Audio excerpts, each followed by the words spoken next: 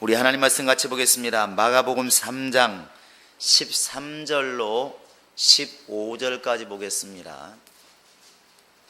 마가복음 3장 13절로 15절입니다. 시작. 또 산에 오르사 자기의 원하는 자들을 부르시니 나온지라. 이에 12를 세우셨으니 이는 자기와 함께 있게 하시고 또 보내사 전도도 하며 귀신을 내어 쫓는 권세도 있게 하려 하심이니라. 하나님이 원하시는 자가 되자. 세 번 한번 해볼까요? 시작. 하나님이 원하시는 자가 되자.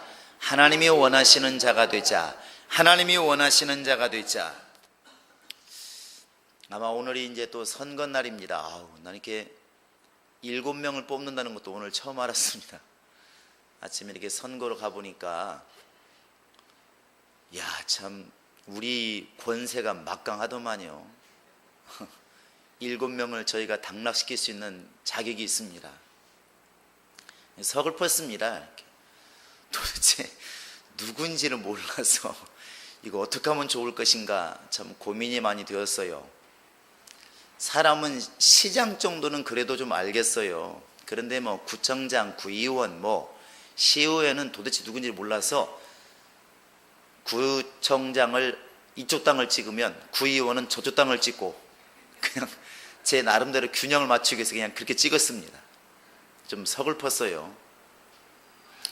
근데 반대로 생각해 보면 지금 선거에 나온 사람들은 얼마나 지금 가슴 졸이고 있을까? 나를 뽑아달라고 얼마나 지금 기도하고 있을까? 그 잘난 사람들이 평소 같으면 시장에 가지도 않는 사람들이 시장에 가서 그 생선 비린내는 손을 붙들고 막 굽실거리면서 왜 그랬을까? 자기를 뽑아달라는 거 아니겠습니까? 그 생각을 했습니다. 정말 그런데 우리는 정치하는 사람들보다 우리가 과연 하나님께 그렇게 더 굽실거리면서 매달리고 있는가? 나를 뽑아달라고. 이 세상에 70억이란 인구가 있는데 하나님 쓰시려면은 나를 좀 쓰세요. 이렇게 좀 굽실거리고 있는가 생각해 보니까 너무나 당당한 것 같아가지고 이렇게 너무나 당당한 것 같아서 이렇게 참 미안한 감도 많이 있었습니다. 그러나 어찌하든 간에 하나님께서 우리를 부르셔야 되고 우리를 세우셔야 되고 우리를 쓰시는 사람이 되어야 된다고 생각을 합니다. 오늘 말씀에도 보면 주님께서 누구를 부르셨을까 하게 보니까 마음에 원하는 자들을 부르신다라 이렇게 말하고 있습니다. 13절에 보시면 자기의 원하는 자들을 부르신지라 이렇게 되어 있어요. 분명히 그 동네에 베세다라는 동네에 베드로만 산 것도 아니고 안드레만 산 것도 아니고 요한만 산 것도 아니지 않습니까? 아마 청년들이 많이 있었을 텐데 하나님께서는 예수를 통하여 부른 사람은 몇 명밖에 안 됩니다. 그 부르신 증거가 뭘까? 세상 말로 말하면 그냥 주님 마음대로 부르신 겁니다. 주님 마음대로.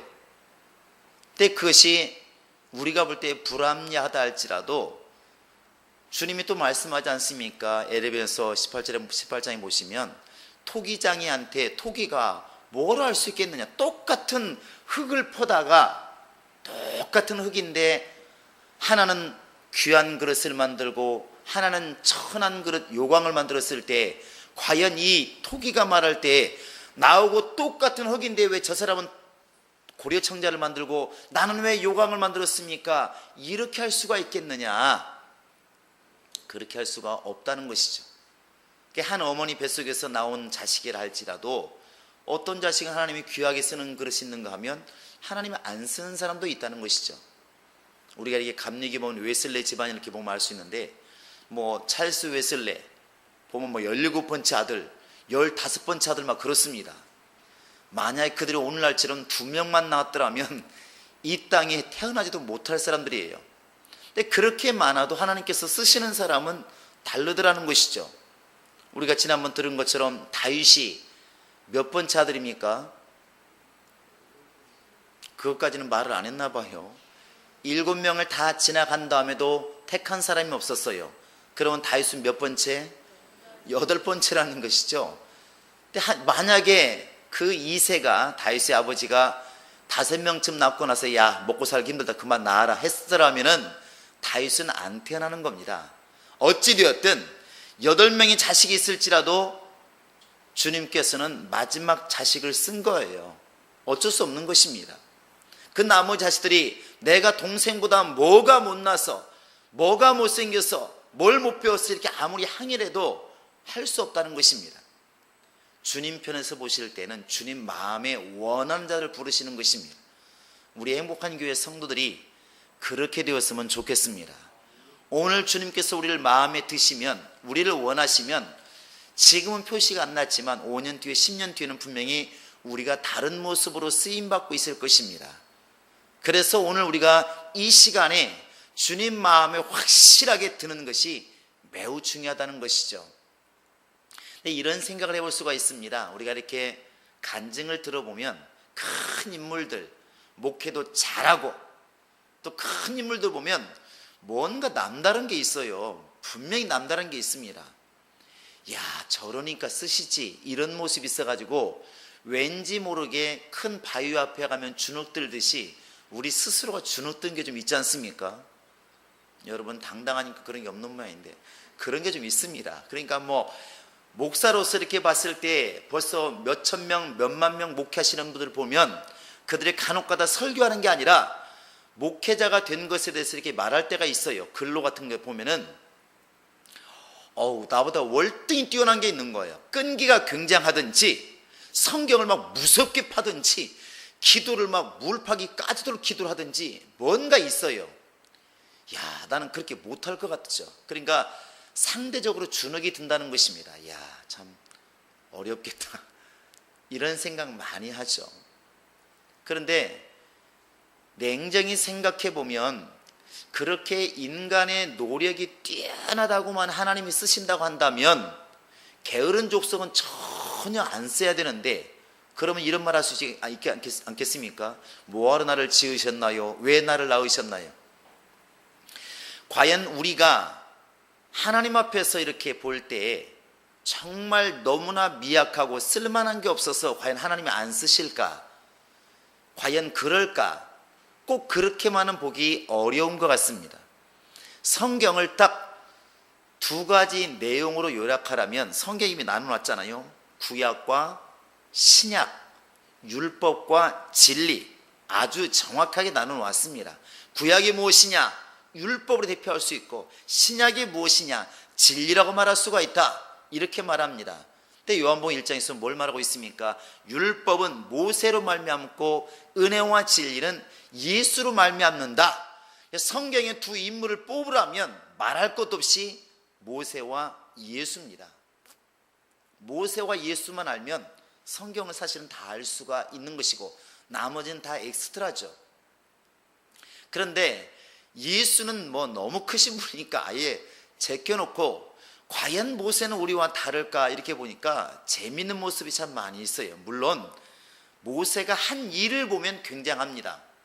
홍해바다를 가르고 반석을 쳐서 물을 내고 바로 앞에서 우리가 그 당시에 이집트가 얼마나 강한 나라인데 왕 앞에서 주눅 들지 않고 10가지 재앙을 파라오 앞에서 이렇게 베풀 정도로 엄청난 거예요. 엄청난 겁니다. 그런데 그 모세의 진짜 모습, 그 성격이나 그 마음이나 이런 것이 과연 우리보다 월등히 달랐을까? 그런 것 같지는 않습니다. 우리가 이런 부분에서 우리가 좀 자신감을 좀 얻어야 될까? 말이 잘 안 나오는데 자신감을 좀 얻어야 되지 않을까 생각을 합니다. 우리 한번 성경을 보시면서 모세가 좀 안 읽었으면 하는 성경이 있습니다. 모세가 좀 후손들이 이런 건 좀 안 봤으면 하는 성경들을 좀 봤으면 좋겠어요. 한번 출애굽기입니다. 자, 출애굽기 한번 3장을 펴보시기 바랍니다.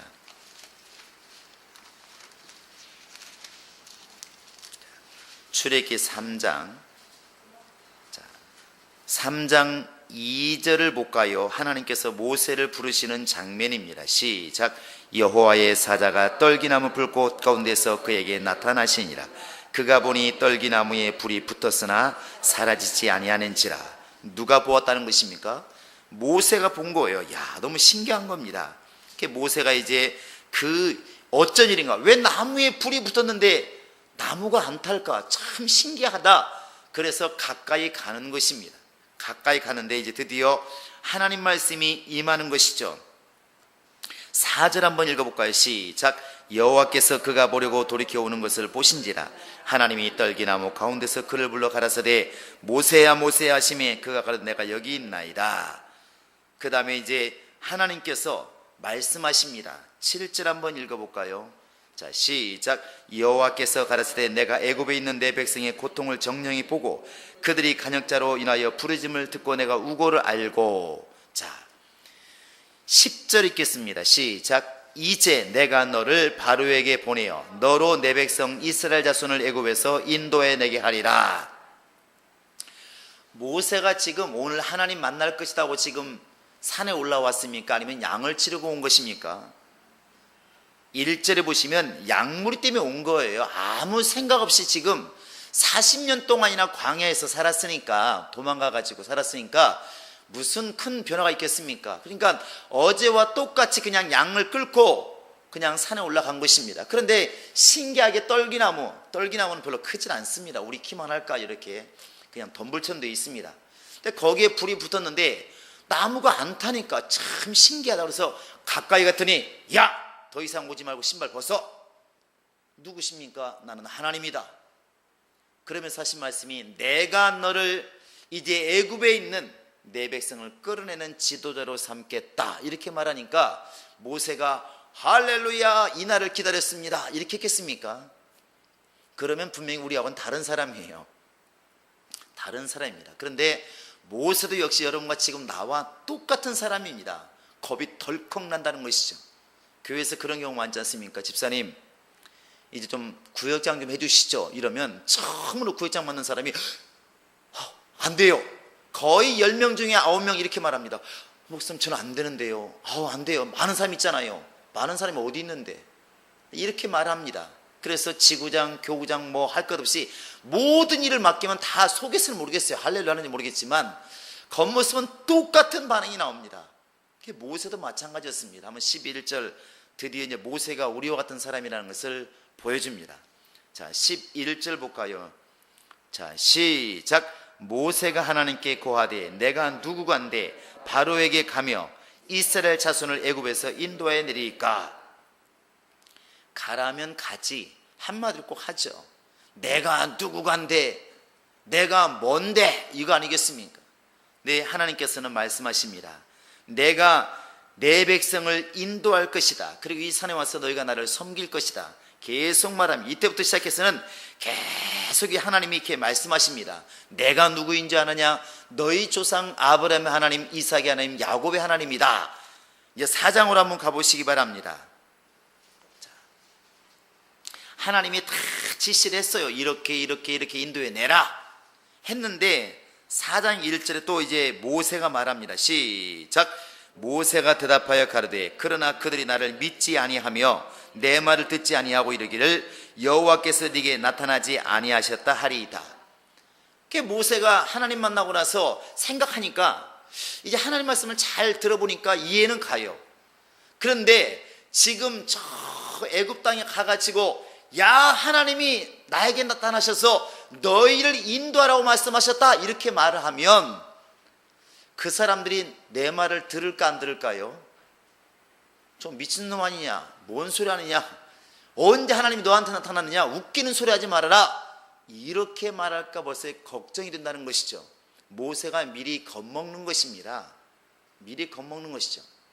하나님께서 이제 2절에 보시면 2절 3절에서 네가 가진 게 뭐냐? 지팡이가 있는데요 던져라. 그래 뱀이 되지 않습니까? 꼬리를 잡아라. 다시 지팡이가 되고. 이런 이적을 보여주면 주님 죄송합니다. 앞으로 열심히 하겠습니다. 이래야 되는데도 불구하고 또 그렇지 않습니다. 계속 이제 반대를 하죠. 그 정도로 이적을 보았으면 그냥 알겠습니다 하고 가야 되는데 여러분 10절을 또 보시기 바랍니다. 자, 10절 시작. 모세가 여호와께 고하되 주여 나는 본래 말에 능치 못한 자라 주께서 주의 종에게 명하신 후에도 그러하니 나는 입이 뻣뻣하고 혀가 둔한 자니이다. 참 모세도 대단합니다. 내가 누구간데 하나님 나를 지도자로 삼으셨습니까? 그랬더니 야, 내가 네 하나님이다 이놈아, 걱정하지 말아라. 내가 아브라함도 불러낸 것이 아니냐, 야곱에게 복을 준 것이 아니냐, 걱정하지 말아라. 이렇게 용기를 주었으면 잘 믿어야 되는데 그것도 아니지 않습니까? 나는 능력이 없는데요, 사람들이 내 말 안 들을 것 같습니다. 걱정하지 말아라, 내가 능력을 주마. 지팡이만 가지고도 능력이 있다는 것을 알려주었어요. 이 정도면 그냥 순종을 해야 되는데, 또 하는 말이 뭐냐면, 하나님, 나는 원래 말 잘 못하는데요, 또 말 못할 수밖에 없는 것은 사막에서 40년 동안 뭔 말 했겠습니까? 농부들이 산골짜기에서 이렇게 오래 살다 보면 500단어면 족하다고 그럽니다. 500단어. 이게 시골 농부들이 할 얘기가 뭐 있겠습니까? 그러니까 만나면 아침에 눈 떴을 때 잘 잤어? 밥 먹었어? 오늘 어디로 일하러 가? 나무는 많이 있어? 그거 아니겠습니까? 피곤하네, 아따 고되네, 이런 말을 다 합쳐봤자 500개만 있으면 다 쓴대요. 500개만 있으면. 그 세익스피어 같은 경우가 참 훌륭하다고 하는 것은, 그 사람이 쓴 글을 다 합쳐보면 단어가 보통 막 25,000 단어를 썼다고 그럽니다. 굉장하죠. 성경에는 거치 4만 5만 단어가 있다고 그러는 거 보면 굉장합니다. 우리 하루 동안 쓰는 단어가 몇 개 되겠습니까? 굉장히 말을 많이 하는 것처럼 보이지만 남자들은 보통 3,000, 2,500개의 단어를 쓴답니다. 여자들은 7,000 단어를 쓴대요. 좋겠습니다. 도가 많아서. 그런데 이 모세가 40년 동안 사막에 있었기 때문에 맨날 아침에 눈 뜨면 가자. 누구한테는 소리입니까? 양한테는 소리예요. 이리 와. 이런 말밖에 못하니까 입이 뻣뻣할 수밖에 없는 것이죠. 그러니까 하나님께도 말하는 것입니다. 하나님, 나는 입이 뻣뻣하고 혀가 뻣뻣하고 말을 잘 못하는 사람입니다. 왜 그런데 나 같은 사람을 쓰셨습니까? 하는 것이죠. 하나님께서 또 참 인내심이 대단합니다. 또 그 화를 안 내고 답을 하십니다. 11절 한번 읽어볼까요? 11절 12절 시작. 여호와께서 그에게 이르시되 누가 사람 입을 지었느냐, 누가 벙어리나 규먹어리나 눈 밝은 자나 소경이 되게 하였느냐, 나 여호와가 아니뇨. 이제 가라, 내가 내 입과 함께 있어서 할 말을 가르치지라. 그러니까 하나님께서 걱정하지 말아라, 내가 너에게 할 말을 주시겠다. 어디서 많이 듣던 소리죠. 전도를 갈 때 무슨 말 할까 염려하지 말아라, 그때 성령이 너에게 하실 말씀을 주시리니. 우리는 근데 전도를 가면 뭐라 말합니까? 나는 성경 아는 게 없어서요, 말을 잘 못해요, 이런 말 하는데 이런 말 하지 말라는 것입니다. 근데 이 정도 말했으면 사실은 알았습니다 가야 되는데, 자, 우리 한번 13절 모세가 또 말합니다. 시작. 모세가 가로되 주여 보낼 만한 자를 보내소서. 한마디로 말하면 나 못 가겠다는 거 아니겠습니까? 어떻게 보면 모세가 이렇게 말하는 걸 잘 들어보면 여자들이 말하는 거 똑같은 것 같아요. 남자들은 좀 직설적인 게 있잖아요. 직설적인 게 있어서 오늘 야유회를 갑시다, 여자가 남자한테 말하면 남자들은 직설적으로 말합니다. 그러려고 그런 건 아닌데 남자는 단순해가지고 나 안 되는데, 보통 이렇게 말을 해요. 남자들은. 장로님 그렇다고 말하세요. 묻지 않습니까? 송장님도 그러신가 봐요. 만약에 여자가 남자한테 내일 야유회 갈 거야 물어보면 남자들은 그 말을 딱 받아치기 때문에 안 되는데 이렇게 말을 해요. 근데 여자는 반대래요. 머리가 복잡해가지고 그렇게 말하면 또 남자가 싫어할 것 같으니까, 남자가 여자한테 내일 야유회 갈래? 이렇게 물어보면 여자들은 안 돼 이렇게 말하면 또 상처받을 것까지 다 염두에 두기 때문에 말을 따르게 한다고 그랬죠. 내일 날씨가 덥다는데 그렇게 말해. 그래? 차 타고 왔는데 에어컨인데 무슨 상관이 있어? 그것도 아내가 말하죠. 내일 하면 차가 많이 막히는 것 같다고 그러더라고. 뉴스 들으니까. 뭔 상관이 있어? 막히든 말든 하루 갔다 오는 거 아니야? 얘가 빙빙 돌죠. 계속 돕니다. 그러니까 어느 순간에 남자가 알게 되는 것이죠. 너 가기 싫구나. 남자가 참 바보인지는 모르겠지만 돌려가는 것이죠. 남자와 여자의 차이기도 한데 모세 그런 것 같아요.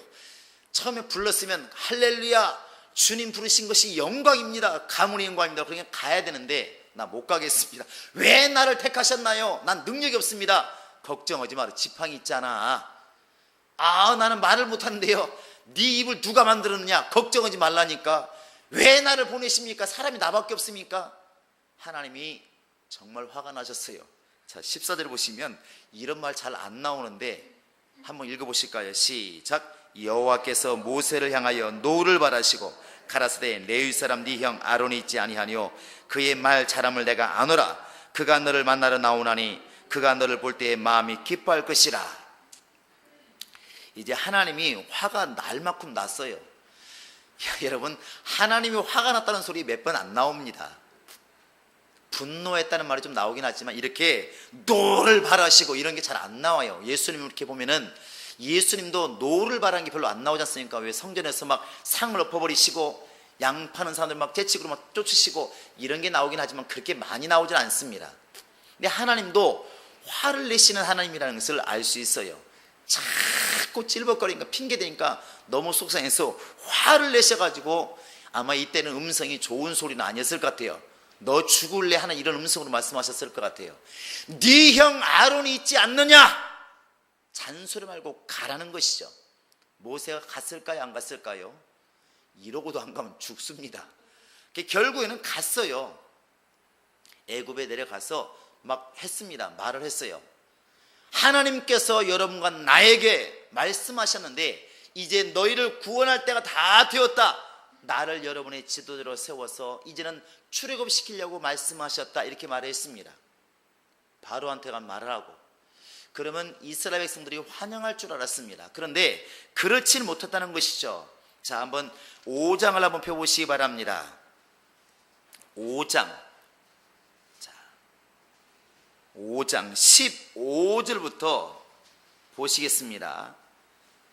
그 전에 이제 이스라엘 사람들이 여러분 배경을 다 알고 있겠지만 뭐 하고 있었냐면 집을 가지고 흙하고 이게 가지고 벽돌 만드는 역할을 하고 있었습니다. 이스라엘 그 애굽에서는 집도 주고 흙도 주고 다 주었었어요. 그런데 바로에게 모세가 가서 이런 말을 하고 나니까 화가 나가지고 아예 집도 주지 말아라. 스스로 집도 구해다가 벽돌을 똑같이 만들어라. 이렇게 말하니까 이제 화가 난 것이죠. 자, 15절 한번 읽어보시겠습니다. 15절 16절 시작. 이스라엘 자손의 패장들이 가서 바로에게 호소해 가로되 왕은 어찌하여 종들에게 이같이 하시나이까? 종들에게 집을 주지 아니하고 그들이 우리들어 벽돌을 만들라 하나이다. 종들이 매를 맞으오니 이는 왕의 백성이 허물이니이다. 자, 17절 바로가 대답합니다. 시작. 바로가 가로되 너희가 게으르다 게으르다. 그러므로 너희가 이르기를 우리가 가서 여호와께 희생을 드리자 하는도다. 자, 바로가 말을 듣지 않고 계속 오히려 재료는 주지 않고 벽돌을 계속 이렇게 만들려고 합니다. 그러니까 이스라엘 사람들이 가만히 생각해 보니까 이런 불상사가 어디서 왔을까? 누구 때문에 왔다고 생각합니까? 모세 때문에 왔다고 생각을 하는 것이죠. 그래서 이스라엘 그 족장들이 이제 바로 생각합니다. 우리 한번 19절 볼까요? 시작. 이스라엘 자손의 패장들이 너희의 매일 만드는 벽돌을 조금도 감하지 못하려 함을 듣고 화가 몸에 미친 줄 알고 20절까지 그들이 바로를 떠나고 나올 때에 모세와 아론이 길에 선 것을 만나 그들에게 이르되 너희가 우리로 바로의 눈과 그 신하의 눈에 미운 물건이 되게 하고 그들의 손에 칼을 주어 우리를 죽이게 하는도다. 여호와는 너희를 감찰하시고 판단하기를 원하노라. 말을 길게 했지만 딱 이 소리입니다. 괜히 네가 와가지고 우리 지금 죽게 생겼다. 잘 살고 있었는데 비록 종이었지만 잘 살고 있었는데 너 때문에 지금 우리 망할 것 같다. 죽게 생겼다. 그리고 모세와 아론을 지금 원망하는 것입니다. 그러면 지금 그 사람들이 하나님 못 만났으니까 그렇다 치더라도 모세는 지금 아까 여러분 보신 것처럼 이적도 보았죠. 주의 말씀을 직접 들었죠. 주님께 설득을 다 당했죠. 그렇게 왔으면 모세는 흔들리지 않아야 되는데 모세는 또 흔들립니다. 자, 우리 한번 22절 볼까요? 시작. 모세가 여호와께 돌아와서 고하되 주여 어찌하여 이 백성으로 학대를 당케 하셨나이까? 어찌하여 나를 보내셨나이까? 자, 이렇게 말합니다. 참 모세도 굉장합니다. 그렇게 이제 이스라엘 사람들이 바로 왕에게 핍박을 당해서 자기에게 원망을 하니까 모세가 백성들을 설득하는 게 아니라 하나님께 또 찾아와가지고 하나님 왜 나를 보내가지고 이런 고통을 당하게 하시고 이 백성을 어렵게 하십니까? 괜히 왔지 않습니까? 내가 뭐라고 했습니까? 이 말이죠. 하나님이 또 화가 안 났겠습니까? 화가 났겠죠. 무엇을 얘기하고 싶냐면 모세도 여러분과 지금 나보다도 훨씬 더 연약하고 훨씬 더 의심이 많은 자라는 것입니다. 우리는 적어도 이렇게까지는 안 할 것 같아요.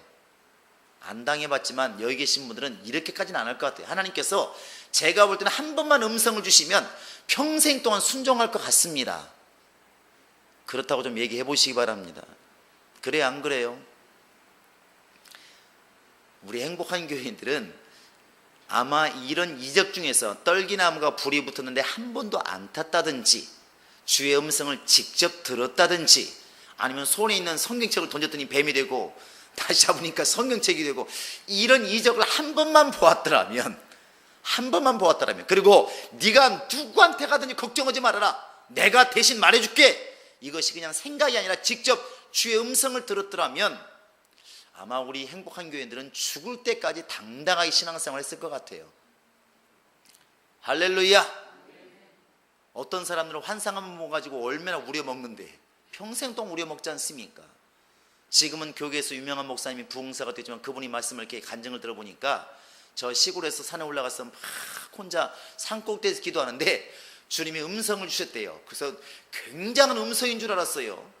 그 음성이 내용이 뭐냐면 서울로 가라, 그거였대요. 서울로 가라. 서울 출신들은 감사해야 돼요. 서울로 가라. 그래서 분명히 음성을 들었기 때문에 야, 이거 서울 가서 뭐 하는 얘기인가, 그냥 서울로 왔대요. 왔더니 뭐 할지를 몰라서 열심히 살다 보니까 신학교를 가고 열심히 살다 보면 목사가 되고 오늘날 굉장히 유명한 목사가 됐다고 간증을 하더라고. 그 서울로 가라는 그 음성이 인생을 바꿨대요. 그런가 하면 저기 뭐 바퍼주는 목사, 최일두 목사도 간증하지 않습니까?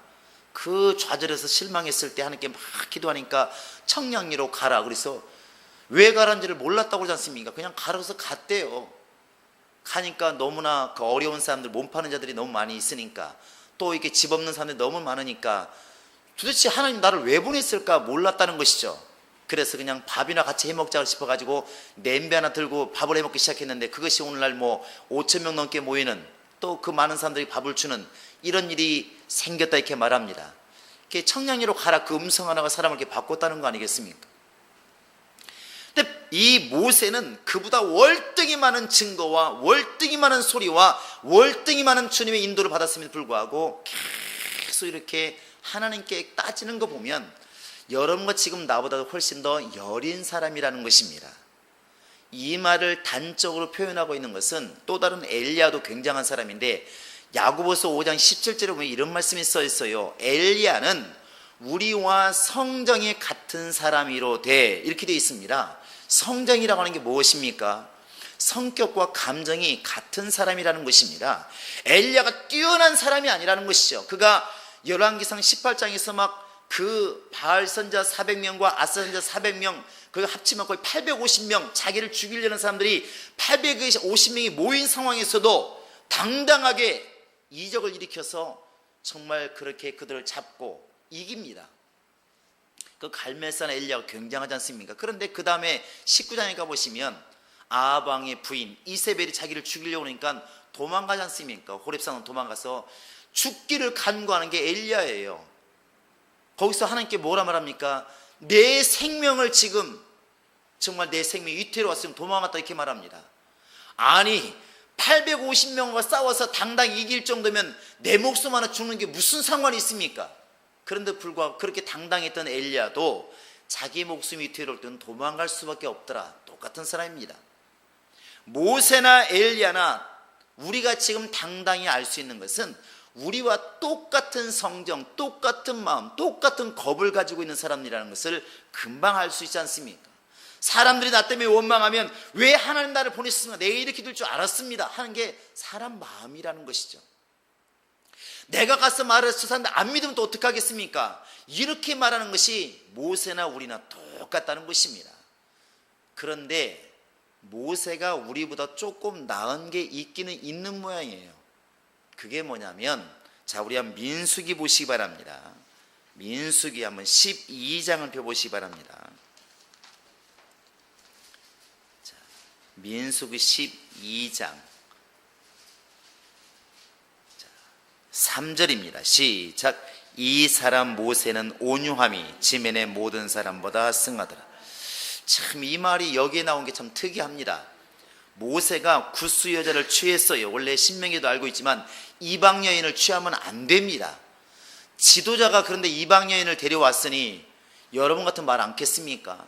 그런데 하나님께서 딱 말씀하시는 것이 뭐냐면 이 모세는 모든 지면의 사람보다 온유함이 승하더라 이렇게 되어 있어요. 모세가 보통 사람보다 뛰어난 게 뭐냐면 능력이 뛰어난 것도 아니고 말을 잘하는 것도 아니고 분명히 성경에서 증거하고 있는 것은 온유함이 뛰어났다는 것이죠. 온유함이 뭔가 찾아보니까 온화하고 부드럽다는 것입니다. 성격이나 태도가 온유하고 부드럽더라. 근데 이렇게 이 말을 탁 이렇게 보니까 모세가 분명히 남다른 게 있다면 뭐 양들을 잘 치고 말을 잘하고 이런 건 아닌 것 같고 남들보다 확실히 온유한 사람이라는 것은 알 수 있어요. 근데 이 말이 딱 보니까 이 온유함이 어디서 나오냐면 마태복음 11장 28절에 예수님이 자기에 대해서 말씀하십니다. 우리 한번 다 알고 있는 말이지만 펴보시기 바랍니다. 마태복음 11장입니다.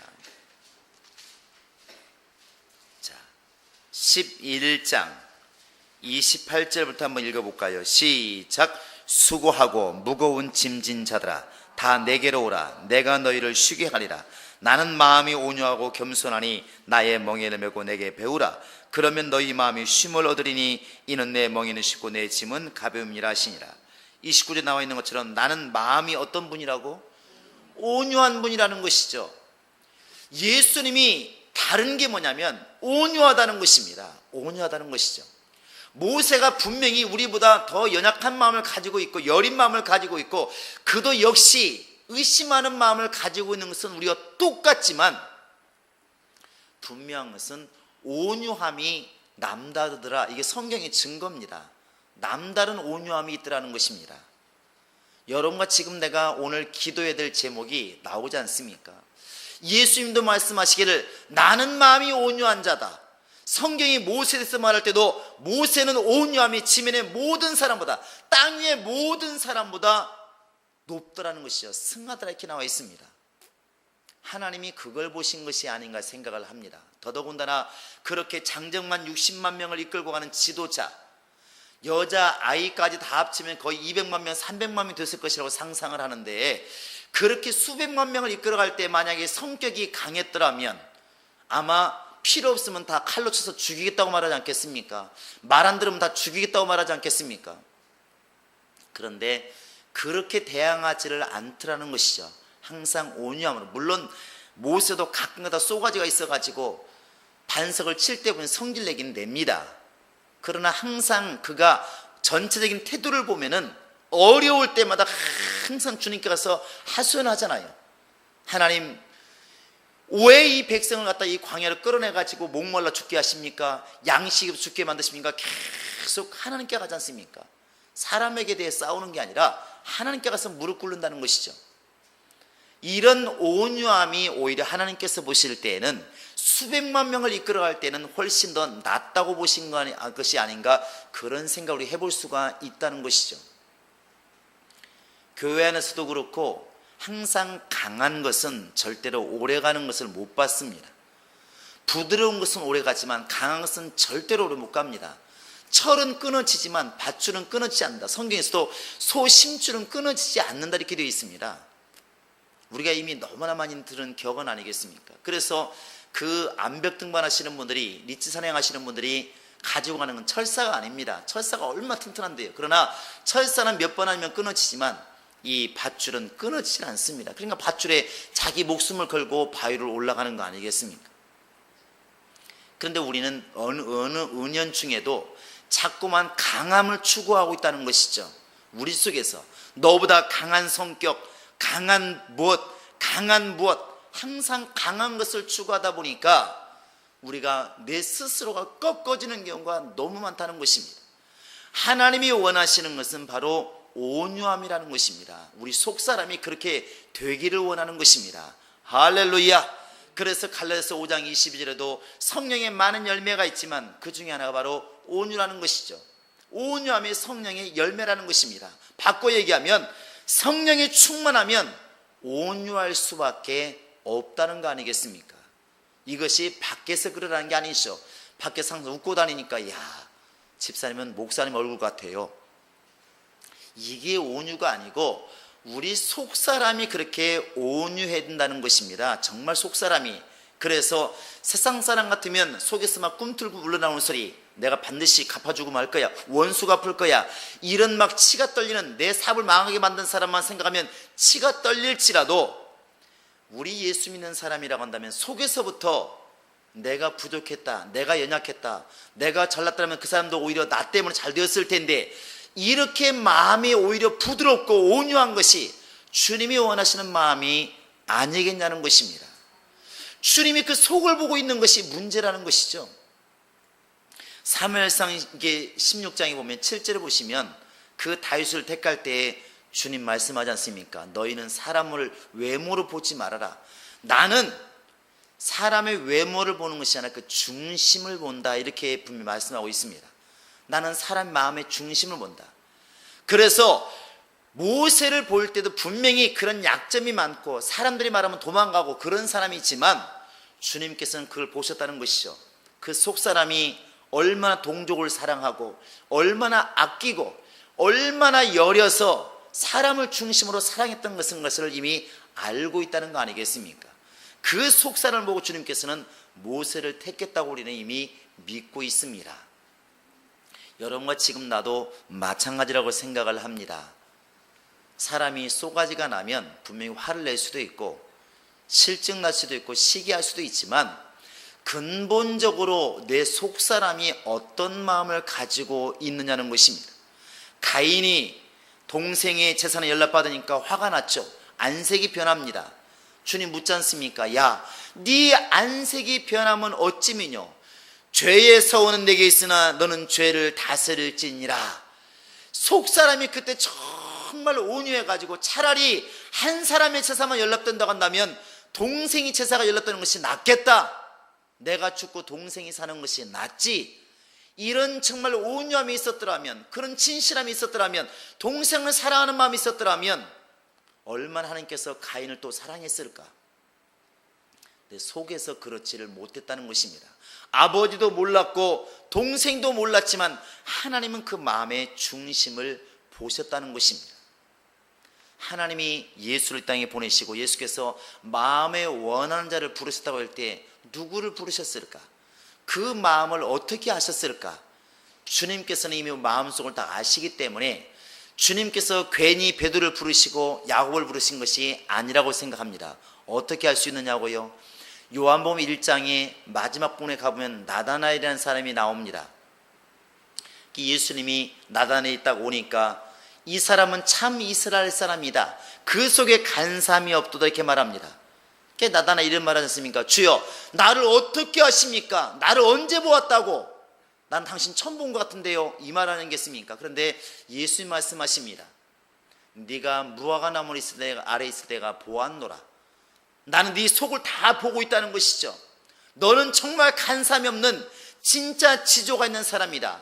네 마음 중심에 말씀을 의지하여 살고 있는 걸 내가 알고 있다. 주님께서 나다나엘을 기뻐하는 것입니다. 기뻐하는 것입니다. 여러분, 주님이 원하시는 사람, 주님이 쓰시는 사람이 되기 위해서는 겉모양을 바꾸는 것이 아니라 우리 속사람을 바꿔야 된다고 생각을 합니다. 모세와 같이 비록 남들이 볼 때 그렇게 연약한 모습일지라도 그 속에 진실한 속사람은 온유한 사람, 정말 사랑이 넘치고 아껴주는 마음이 넘치고 긍휼이 넘치고 자비가 넘치고, 그렇게 내가 정말 남에게 뺏으려고 하는 것이 아니라 주지 못해서 정말 괴롭고 사랑하지 못해서 괴롭고 내가 헌신하지 못해서 괴롭고 주님의 일을 많이 못해서 괴롭고, 이런 진실한 마음이 내 속에 있을 때 주님께서는 분명히 우리를 택하실 것이고, 사람들을 나를 몰라주지만 주님께서 내 속을 보시고 분명히 나를 기쁘게 택하실 것이고 기쁘게 사용할 것입니다. 우리 모두가 다 그러한 사람이 될 수 있기를 예수의 이름으로 축원합니다. 할렐루야, 할렐루야. 정말 이제부터 겉으로 드러난 내가 아니라 속사람, 아무도 보지 못하는 내가 속여버리면 내 옆에 있는 사람도 몰라주는 그런 그 속마음이 온유하고 겸손할 수 있도록, 예수를 닮은 모습이 내 속사람이 될 수 있도록 그렇게 기도할 수 있는 여러분 될 수 있기를 예수 이름으로 축원합니다. 이 시간도 같이 기도하시겠습니다. 기도할 때 하나님, 나도 모세와 같이 정말 내 속사람이 정말 그렇게 온유해지기를 원합니다. 나도 엘리야처럼 그렇게 속사람이 그렇게 온유한 사람이 되기를 원합니다. 예수와 같이 그렇게 내 속사람이 온유하며 겸손한 사람이 되기를 원합니다. 주님께서 나와 함께 하셔서 내 속사람에게서 완악함이 제해지기도 하시고 교만함이 제해지기도 하시고 무엇을 안다는 그 마음, 할 수 있다는 그 마음, 이 마음이 다 사라지게 도와주시고 예수로만 충분하겠다고, 예수 아니면 안 된다고 하는 이 겸손한 마음이 내 안에 있게 하소서. 예수 이름으로 믿고 간절히 기도하시겠습니다. 예수여, 예수여, 예수여. 살아계신 하나님 아버지, 봄이 되면은 농부들은 묵은 땅을 다 이제 갈아엎습니다. 우리는 이것을 기경이라 말하고 있습니다. 호세아를 통하여서 이미 주께서 말씀하신 것은 묵은 땅을 기경하라고 이렇게 명령하셨으니 우리의 마음밭이 기경되기를 원합니다. 우리의 생각이 기경되기를 원합니다.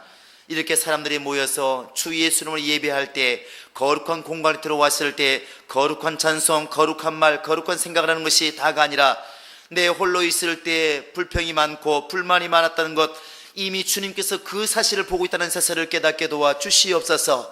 모세가, 엘리야가, 성경에 쓰임받은 모든 사람들이 우리보다 월등하기 때문에 주님께서 쓰인 것이 아니라는 것을 알았으니 우리 자신도 자신감을 가지게 도와주시되, 우리 자신이 쓰임받기 위해서, 하나님께 택함받는 사람이 되기 위해서, 주님이 쓰시는 사람이 되기 위해서 우리의 속사람을 바꾸기를 원합니다. 하나님 아버지, 우리 마음속에 정말 진실함이 있게 도와주시고 우리의 마음속에 온유함이 있기를 원합니다. 아직까지 환경이 어렵고 또 생활이 어려워서 그렇게 성경대로 살지는 못하고 있을지라도 우리의 속사람만큼이라도 예수를 닮으려고 몸부림치게 도와주시고, 예수와 같이 겸손함과 온유함이 넘쳐나게 도와주시고, 모세와 같이 주님께서 말씀하실 때 너는 진정으로 온유한 만큼은 누구보다도 뛰어난 사람이라고 인정할 만큼 우리의 마음 중심이 온유할 수 있도록 하나님이 함께 하시고 인도하여 주옵소서. 아버지, 어려운 사람 보고 불쌍히 여기는 마음이 늘 있게 도와주시고, 아버지, 우는 자들 더불어서 같이 울게 도와주시고, 기뻐하는 자들 보고 질투할 것이 아니라 같이 기뻐할 줄 아는 마음의 중심에 사랑이 넘치는 그러한 마음이 우리 가운데 있도록 하나님이 함께 하시고 인도하여 주옵소서. 외모도 아름답고 튼튼하고 뛰어난 사람이 많을지라도 주님께서는 마음의 중심이 주를 향해 있는 다윗을 택했던 것처럼 주님의 택함 받기 위해서 우리 마음의 중심이 그렇게 항상 주님께로 가 있기를 원합니다. 우리 성도의 마음을 붙잡아 주시고 충만케 하셔서 외모도 아름답지만 속사람이 더 아름다운 하나님의 사람이 될 수 있도록 역사하시고 인도하여 주옵소서. 성령께서 불안하지 않고, 성령께서 제한받지 않고, 성령께서 마음껏 쓰시고 마음껏 거하시는 충만한 영혼, 겸손한 영혼, 온유한 심령이 될 수 있도록 우리 아버지 하나님이 함께 하시고 인도하여 주옵소서. 감사하고 예수 이름으로 기도합니다. 아멘. 이제는 우리 주 예수 그리스도의 은혜와 하나님 아버지의 극진하신 사랑과 성령의 교통하심과 인도하심이 이제 하나님께 쓰임받는 사람이 되기 위하여, 하나님께 택함받는 사람이 되기 위하여 정말 마음을 온유하며 겸손함으로 단장하여 작정한 모든 심령들 머리 위에 이제로부터 영원토록 함께 있을지어다. 아멘.